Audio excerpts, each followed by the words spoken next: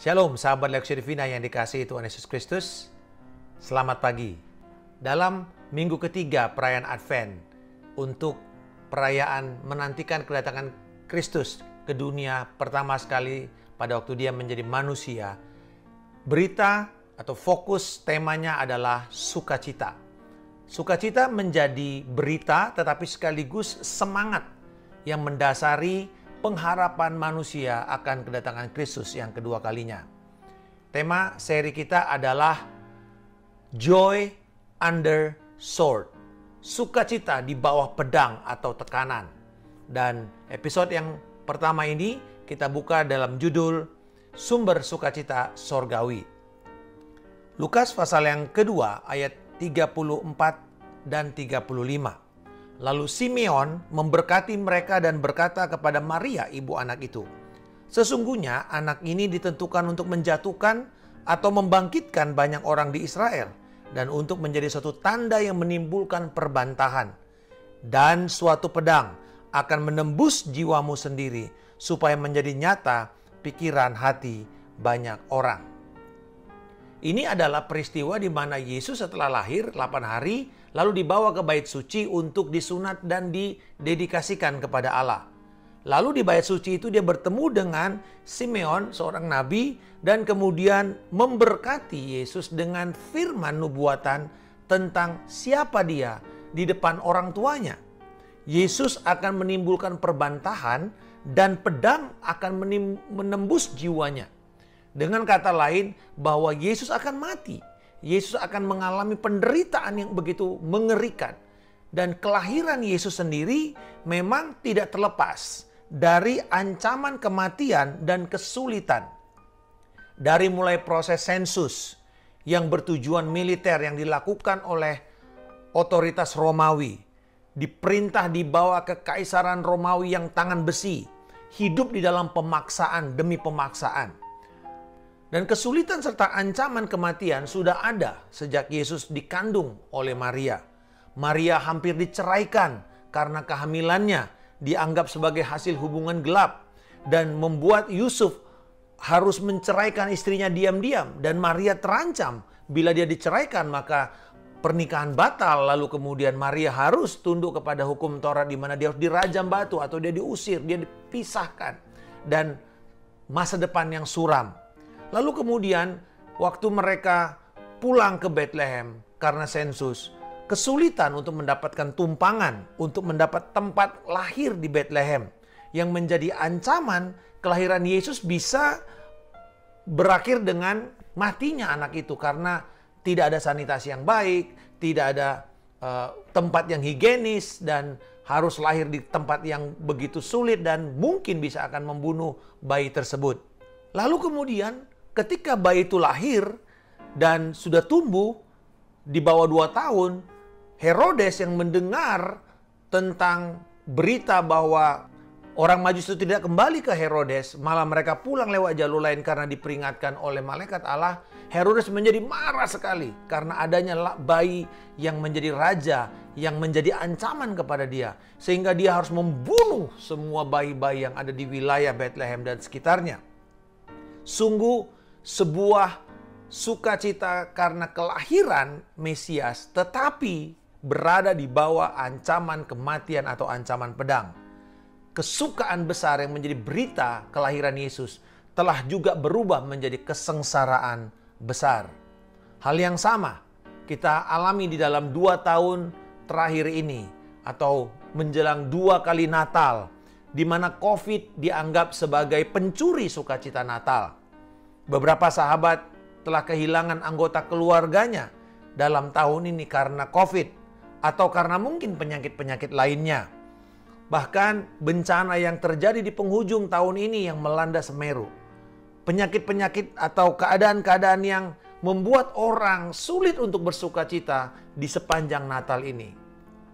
Tetapi apakah sukacita Natal itu bisa hilang demikian saja? Seberapa kuatkah sukacita sorgawi yang menjadi berita Natal itu tahan terhadap segala ancaman pedang dan kematian? Nah, Rasul Paulus di dalam Filipi pasal yang pertama ayat 3-5 memberikan perspektif benar akan sukacita di bawah tekanan, di bawah keadaan di mana mengalami kesendirian, keterasingan, keputusasaan, bahkan mungkin kekecewaan. Paulus di dalam pemenjaraannya di Roma justru menulis surat kepada jemaat di Filipi dengan tema untuk terus-menerus bersukacita. Bagaimana ini bisa terjadi?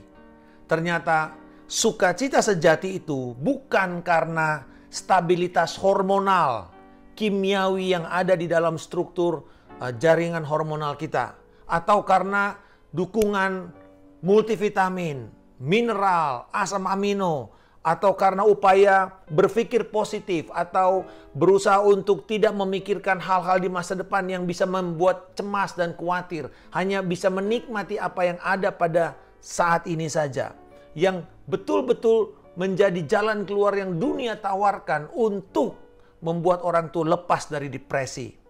Tetapi sukacita yang datang dari Tuhan, yang datang dari sorga, yang tahan terhadap segala macam kondisi lingkungan, hanyalah yang datang dari Roh Kudus.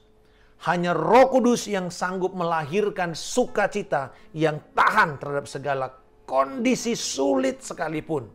Roh Kuduslah yang menjadi sukacita orang percaya dan kekuatan dari kita untuk melewati keadaan sulit sekalipun. Roh Kudus yang adalah Allah sendiri berkuasa mengatasi keadaan apapun. Dan bila kita sadar bahwa Dialah sukacita kita, maka kita akan dimampukan untuk bersukacita di bawah tekanan.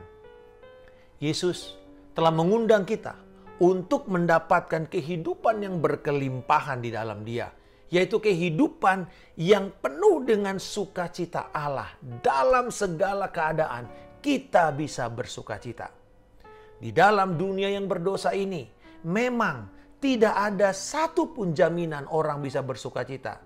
Maka upaya segala macam untuk bebas dari depresi dan mendapatkan kegembiraan, kebahagiaan, sukacita hanyalah upaya yang tidak komplit, tidak bisa utuh, tidak bisa paripurna. Tetapi hanya lewat kehadiran Kristus Yesus dan karya Roh Kudus yang melahirkan kita kembali di dalam hubungan relasi kita dengan Allah yang akan membuat sukacita itu penuh. Sekalipun persoalan mungkin belum tentu selesai, hutang-hutang kita, kewajiban-kewajiban kita masih banyak dan menumpuk, tetapi kita bisa bersukacita di tengah-tengah keadaan penderitaan, kesedihan, kesengsaraan yang menghimpit kita. Di atas semua perjalanan liburan Natal yang harus dibatalkan, atau anak-anak yang terpaksa harus masuk sekolah di tengah liburan Natal dan Tahun Baru. Tidak ada makan bersama. Tidak ada lagi orang-orang yang biasanya hadir di dalam acara perkumpulan Natal kita dalam keluarga karena mereka sudah dipanggil Tuhan. Tetapi kita akan tetap bisa bersukacita di Natal ini. Karena Dia, Yesus, peduli kepada kita. Dia memperhatikan kita. Dia mengasihi kita. Dia tinggal melalui kuasa Roh Kudus di dalam kita, menghasilkan sukacita yang melampaui segala kondisi. Kita punya sukacita yang datang dari kuasa sorgawi itu sendiri, yang datang dari Allah, dan Dia tinggal di dalam kita. Bapa di surga, aku bersyukur atas Roh Kudus yang menjadi sumber sukacitaku. Sekalipun keadaan mungkin masih banyak himpitan, kesedihan, kesengsaraan, tetapi Engkau tetap peduli dan mengasihi aku. Di dalam nama Tuhan Yesus Kristus, aku telah berdoa dan mengucap syukur. Haleluya. Amin. Salam kemenangan. Saya Pendeta Markus Simanjuntak.